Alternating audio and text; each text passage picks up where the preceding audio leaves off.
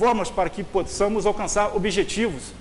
E esses objetivos são alcançados através do nosso desenvolvimento, da nossa inteligência, seja ela em que nível for. Mas esse nível, cada vez mais, deva ser aprimorado, deva ser cada vez mais implementado. E essa implementação é através das nossas relações sociais. Relações sociais essas que nós temos que dar oportunidades e perceber elas em nosso mundo interno e nosso mundo externo, porque nós também fazemos parte. Porque em que somos inteligentes, a pergunta é que podemos ter uma inteligência para determinado tipo de coisa, porque já temos uma certa familiaridade com aquela coisa ali, familiaridade com aquele tipo de trabalho, e o outro tem familiaridade com outro tipo de trabalho. E essa junção, essa troca, vai fazendo o quê? Vai aperfeiçoando o nosso modo de ver, o nosso modo de trabalhar. Porque o carpinteiro que começa hoje trabalhando, criando, formatando, tecendo uma cadeira, daqui a 10 anos não vai tecer a cadeira daquele mesmo jeito, apesar de ele mudar o design, porque a evolução vai mudando o design das coisas, mas ele vai ter uma melhor prática, vai fazer aquilo com menor tempo e com uma habilidade maior e vai poder fazer com melhor qualidade, com melhor rendimento. E usando os recursos que existem na evolução, seja os recursos tecnológicos, irá usar isso. Então, tudo isso vai englobando, vai desenvolvendo uma inteligência. Mas essa inteligência que nós temos, essa inteligência potencial, ela é efetivamente, quando ela é aplicada efetivamente, ela sofre uma certa variação. E essa variação, ela está em quê? Nosso estado mental, em nosso sentimento. Assim como vemos os jovens, né, quando estuda para vestibular, fica o ano inteiro estudando. Chega um dia, ele tem que estar calmo. Até já existem os instrutores nesses cursinhos para já passar para as informações, já treinar, para que no dia da prova ele fique mais tranquilo, calmo. Porque por maior conhecimento que ele tenha daquelas matérias que serão aplicadas ali, mas seu estado mental, seu estado emocional e físico também tem que estar equilibrado, porque senão essa inteligência potencial efetivamente será aplicada de maneira aquém daquilo que ele possa trabalhar, que ele possa se expressar. Então vemos como a inteligência ela também trabalha com a questão, o aspecto mental, emocional nosso, e como devemos equilibrar isso. E esse equilíbrio exige de nós, além do conhecimento, do nosso entendimento, qual é o nosso papel? Qual é o nosso papel diante da vida, do conhecimento que temos? E como devemos expressar esse conhecimento para que ele possa ser expresso e para que ele possa ser dinamizado, crescer, e para que ele possa ser percebido. Porque vemos na história, muitos gênios, muitos sábios tinham grande conhecimento, mas naquela época não foi bem entendido. Não foi bem compreendido e foi taxado como louco, maluco, isso é impossível, isso não pode ser concebido, né? Por quê? Não pode porque pela nossa, naquele momento, naquela época, não, isso não é possível. Por quê? Pela nossa ignorância. Ignorância de leis físicas, leis químicas, quais leis que sejam, para conceber que poderia sobrepor o ar, tipo uma aeronave sobrepor o ar e voar. Então vemos que, muitas das vezes, temos que entender que, por mais conhecimento, por mais lógico que achamos que o que nós estamos pensando está certo, mas temos que avaliar o outro lado, ou seja, o lado daquele que vem trazendo uma coisa nova e como essa coisa nova pode realmente funcionar. E experimentar, deixar que possa ser produzida e ser experimentada. Então, o nosso tema, Missão do Homem Inteligente, ela aborda esse aspecto importantíssimo da nossa capacidade de usar a inteligência, de trabalhar essa inteligência, como essa inteligência deve ser trabalhada, mas voltando no Livro dos Espíritos, na pergunta número 1 do Livro dos Espíritos, e depois nós vamos para a pergunta 24, sendo que na pergunta número 1 diz o seguinte: o que é Deus? Deus é inteligência suprema, causa primária de todas as coisas. Olha só, inteligência suprema. Aí vamos lá para a pergunta 24 do Livro dos Espíritos. Espírito é sinônimo de inteligência? Responde o Espírito: a inteligência é um atributo essencial do Espírito, mas um e outro se confundem num princípio comum, de maneira que para vós são uma e outra para vós são uma e a mesma coisa. Ou seja, para o nosso entendimento hoje, parece que é a mesma coisa, mas só que não é. A inteligência é um atributo do Espírito, e é um atributo do qual todos nós estamos desenvolvendo, estamos trabalhando esse atributo. Mas olhando para Deus e vendo que Deus é inteligência suprema, e que é amor e bondade, essa inteligência que nós estamos desenvolvendo também deve ser consorciada com amor, para que possamos, através da inteligência e com esse amor, enxergarmos Deus, enxergarmos em tudo que existe a mão de Deus, a presença de Deus, e também trabalharmos essa dinâmica da inteligência e do amor para que ele possa caminhar e produzir muito mais.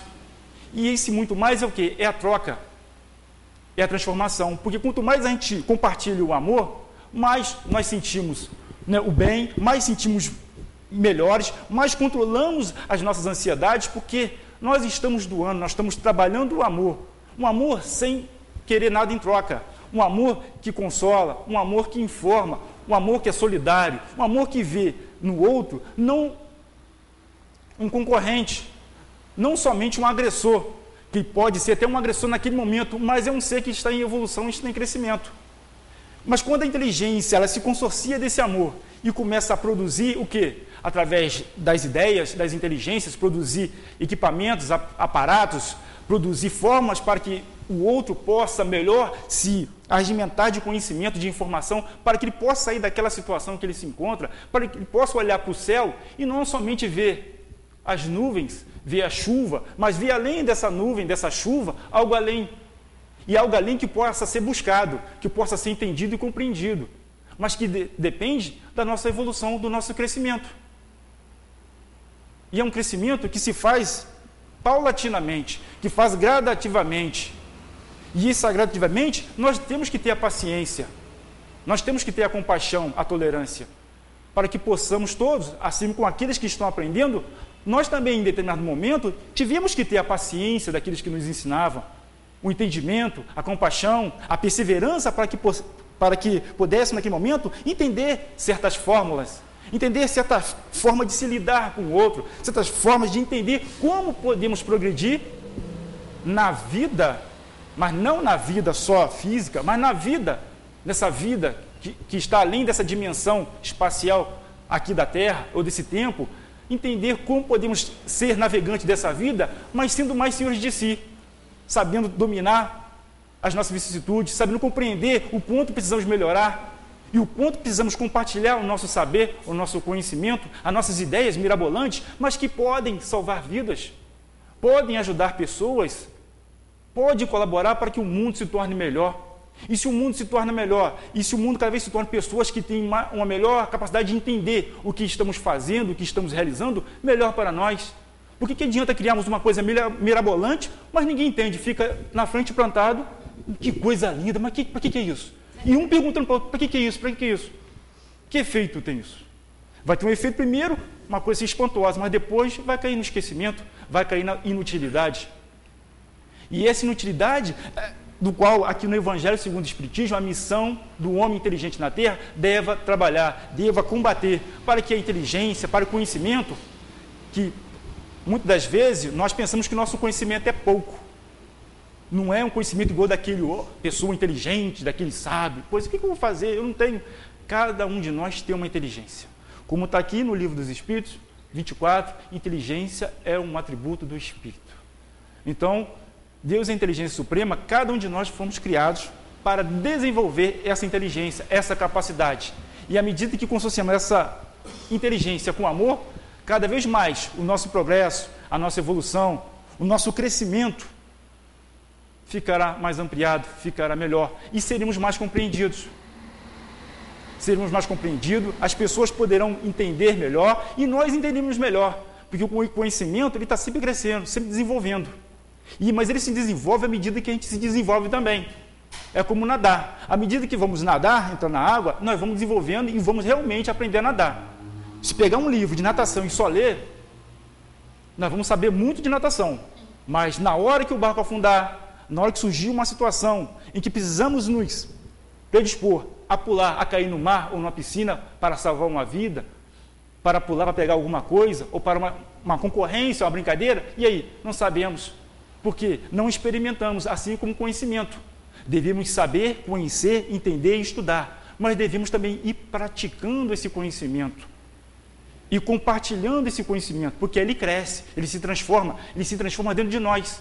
Então, as pessoas se beneficiam do nosso conhecimento, se beneficiam das coisas que foram inventadas, mas nós, como criadores, naquele momento, ou compartilhadores daquele momento, daquele conhecimento, está também crescendo, porque veremos nas pessoas, primeiro, o carinho, o entendimento, o consolo daquele conhecimento, daquela invenção.